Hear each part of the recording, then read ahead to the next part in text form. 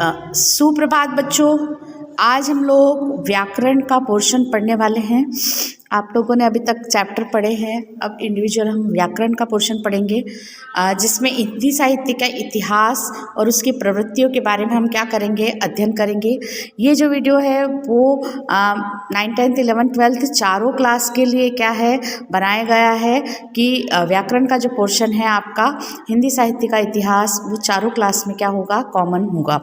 ठीक है, तो हम लोग क्या कर रहे हैं, आज व्याकरण के पोर्शन को पढ़ रहे हैं, हिंदी साहित्य के इतिहास को। देखिए, हिंदी साहित्य का इतिहास जो है आचार्य रामचंद्र शुक्ल जी ने उसको 4 भागों में विभक्त किया है। ठीक है, सबसे पहले हम लोग देखेंगे कि आचार्य रामचंद्र शुक्ल जो थे वो शुक्ल युग के क्या थे, प्रवर्तक थे, और उन्होंने ही हिंदी का जो पूरा साहित्य है उसके इतिहास को उन्होंने बिल्कुल सिस्टमैटिक तरीके से क्या किया है, अपने हिसाब से उसको जमाया है। तो हिंदी साहित्य के इतिहास को आज हम क्या करेंगे, देखेंगे कि हिंदी साहित्य का इतिहास किन रूपों में हमें क्या होता है, देखने को मिलता है। तो प्राचीन युग से लेकर आधुनिक युग तक हिंदी को और उसकी विचारधारा को, उसकी शैली को अनेक प्रकार से क्या करते हुए, प्रयोग करते हुए आचार्य रामचंद्र शुक्ल ने क्या किया है, उसको 4 भागों में विभक्त किया है। तो वही चीज़ हम क्या करेंगे, देखते हैं कि इसके आधार पर हम उस इतिहास को कितने युगों में बांट सकते हैं। तो पहला युग जो है वो आदिकाल है, आदिकाल या वीरगाथा काल। इसका समय जो है वो 1050 से लेकर 1375 तक माना गया है। दूसरा जो काल है वो भक्ति काल का है, जिसको पूर्व मध्यकाल कहा जाता है, जो कि 1375 से 1700 ईस्वी तक माना गया है। तीसरा जो काल है वो ऋतिकाल है, जिसको उत्तर काल कहा जाता है, जो 1700 से 1900 ईस्वी तक माना गया है। और चौथा काल जो है उसको आधुनिक काल कहा जाता है, जो कि 1900 से लेकर अब तक क्या कर रहा है, चल रहा है। तो ये काल का क्या किया है, उन्होंने हिंदी साहित्य के इतिहास को काल विभाजन के रूप में 4 भागों में क्या किया है, विभक्त किया है।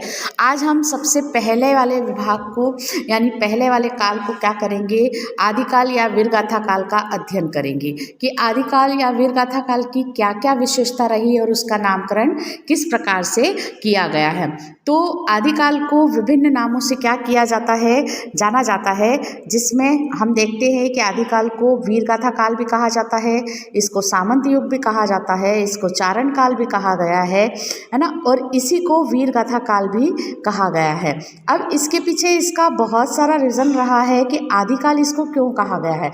तो आदिकाल इसलिए कहा गया है क्योंकि आदि का मतलब होता है प्रारंभ। प्रारंभ से ही जो काल क्या हुआ, विद्यमान हुआ या प्रचलित हुआ, वो आदिकाल के नाम से जाना गया है। चूँकि ये प्रथम काल था, प्रथम युग था, इसलिए इसको आदिकाल की क्या की गई, संज्ञा दी गई।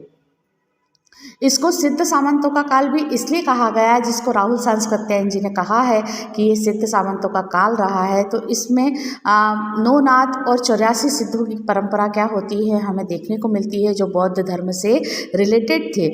इसके साथ ही हमें जैन आचार्यों की रचनाएं भी इस युग के काल में क्या होती है, देखने को मिलती है। साथ ही ये जो काल था चारण युग के नाम से भी क्या किया गया, जाना गया है। चारण काल इसलिए कहा गया है इसमें क्योंकि उस समय के जो भाट और चारण थे वो राजाओं के प्रशस्ति पद क्या करते थे, अपने पदों में क्या करते थे, गाते थे और देशाटन करते हुए राजा की प्रशंसा को क्या करते थे, एक गाने के रूप में क्या किया जाता था, कविता के रूप में पढ़ा जाता था। तो इसलिए इसको चारण काल कहा गया है, जो कि भाट और चारणों के नाम से देखने को मिलता है। अब हम सबसे पहले इसको देखते हैं कि इसकी राजनीतिक परिस्थितियाँ क्या रही।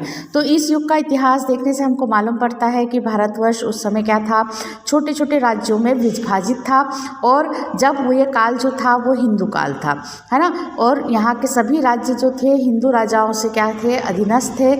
उत्तर भारत में मुसलमानों के आक्रमण का प्रारंभ हो चुका था और हिंदू राजा भी परस्पर आपस में क्या हो रहे थे, लड़ भिड़ रहे थे।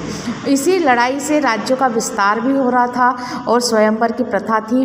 कभी कभी कन्याओं को अपहरण करके भी क्या होता था, युद्ध किया जाता था। जो इनके शौर्य प्रदर्शन के उद्देश्य को, इनके युद्धों का वर्णन करने के लिए कवियों ने क्या किया था, इस युग का प्रारंभ किया था। उनकी लड़ाई, उनके इस हम कह सकते हैं कि ये पूर्ण रूप से लड़ाई और युद्धों का युग था।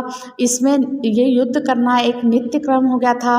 और भाट और चारण भी क्या होते थे, सैनिक और सेनापति हुआ करते थे, जो राज दरबारों में वीरता की कविताएं लिखते थे और युद्ध में भी लड़ा करते थे। यानी हम कह सकते थे कि इस युग के जो कलाकार थे या कवि थे, वो कलम के साथ साथ तलवार के भी क्या होते थे, धनी हुआ करते थे। इसके साथ ही हम सबसे पहले 1050 ईस्वी से क्या करते हैं, यहाँ की परंपरा में सबसे पहले किसको देखना शुरू करते हैं, वो है पृथ्वीराज चौहान, जो कि अंतिम हिंदू शासक थे। और पृथ्वीराज चौहान ने उनकी वीरता ने, जो कि दिल्ली के शासक थे, और मोहम्मद गोरी से उन्होंने क्या किया था, युद्ध किया था। तो उनके जो मित्र थे, जो कि क्या थे, चारण भी थे, उसका नाम था चंद्रवरदाई। उन्होंने उन्हीं की प्रशंसा में क्या किया है, पृथ्वीराज रासो लिखा है, जो कि हिंदी साहित्य का पहला महाकाव्य क्या किया जाता है, माना जाता है। तो हिंदी साहित्य के इतिहास में सबसे पहला वर्णन जो मिलता है, वो मिलता है हमें पृथ्वीराज रासो महाकाव्य का, जिसमें ये क्या किया गया है, पृथ्वीराज से उसके विवाह, उसके आखेट और उसके युद्धों का क्या किया गया है, इसमें वर्णन किया गया है। तो इस प्रकार पृथ्वीराज रासो क्या है, प्रथम महाकाव्य की श्रेणी में क्या किया जाता है, अंगीकार किया जाता है, जिसको चंद्रवरदाई ने लिखा था। किसने लिखा था, पृथ्वीराज रासो को चंद्रवरदाई ने लिखा था। अब इसके साथ ही हम धार्मिक मान्यताएं भी देखते हैं कि ये समय जो था वो लूट खसोट का था। यानी आक्रमणकारी, विदेशी आक्रमणकारी क्या थे, मंदिरों को तोड़ते थे, लूटते थे। और इसके साथ ही सिद्धों नाथों का हटवाद भी प्रचलित था। और इसी के कारण बौद्ध धर्म क्या हो गया, पतन के राह पर चल गया। यानी ये समय जो था, धार्मिक परिस्थितियों से भी देश क्या कर रहा था, जूझ रहा था। यहाँ की सामाजिक परिस्थितियाँ भी कैसी थी, अस्त व्यस्त थी। और सामाजिक व्यवस्था क्या हो गई थी, समाप्त हो गई थी, है ना। चारों ओर क्या थी, अशांति थी, कर्मकांडों में आडंबर था, है ना। और इस प्रकार से मनुष्य को सही दिशा दिखाने में क्या था, धर्म भी असमर्थ था। ठीक है। इस युग का जो नामकरण था, आदि का अर्थ होता है प्रारंभ, मैंने पूर्व में आपको बताया है। तो हिंदी साहित्य का ये प्रारंभिक युग होने के कारण इसका नामकरण जो मिलता है हमें, वो आदिकाल के नाम से मिलता है। यहाँ पर वीरतापूर्वक जो कविताएं लिखी गई थी, उसकी सामान्य प्रवृत्तियाँ क्या होती है, हमें इस युग में देखने को मिलती है। अर्थात ये सिर्फ काव्य ग्रंथ ही नहीं मिलते, इसमें वीरों की गाथाएं भी क्या है, हमें मिलती है, जिसमें बहुत सारे वीर गाथा काल में क्या की गई है, रचनाएं लिखी गई है। अब हम देखेंगे दूसरे वीडियो में कि वीर गाथा काल के युग की जो विशेषता थी या प्रवृत्तियाँ थी, वो क्या क्या थी। अब अगले वाले हम वीडियो में क्या करते हैं, इसको देखते हैं।